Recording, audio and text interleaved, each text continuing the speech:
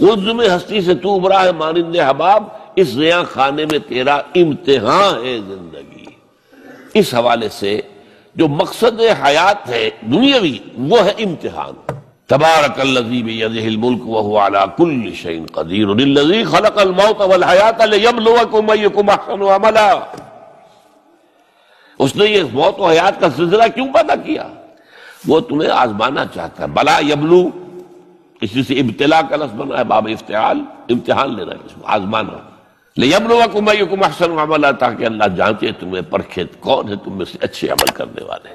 پھر یہی بات جو ہے بہت اور شاندار انداز میں سورہ کہف میں آئی ہے، انا جعلنا ما علی الارض زینۃ لہا لنبلوہم ایہم احسن عملا۔ اس زمین پہ جو کچھ ہم نے بنایا ہے اس کا سنگھار ہے، زینت ہے۔ کھیتی لہلہا رہی ہے، آپ دیکھیے کاشتکار کا، کسان کا دل جو ہے باغ باغ ہو رہا ہے کہ نہیں؟ اس کی محنت، اس کی بہت بڑا محل آپ نے بنایا، بہت اچھا لگتا ہے آپ کو۔ وَمَسَاكِنَ تَرْضَوْنَهَا، جتنا جتنا یہ دجالی زمانہ آ رہا ہے ہم پر، اتنی ہی زندگی زیادہ پرکشش، زیادہ اٹریکٹیو۔ امریکہ میں جا کر دیکھیے، آدمی مبہوت ہو جائے گا۔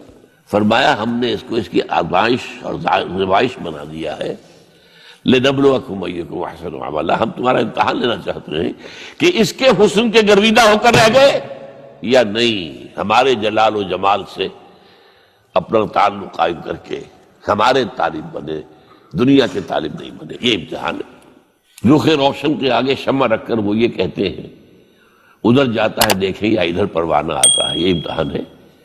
رخ روشن اللہ کا ہے، اور یہ ایک سراب ہے لیکن ہے بہت کشش والا۔ جہاں بھی آپ جائیں گے ویسٹ میں، آپ دبئی میں جا کر آدمی دیکھیے، ہوش و حواس جو ہے وہ قائم نہیں رہتے انسان میں، کس قدر پرکشش ہے۔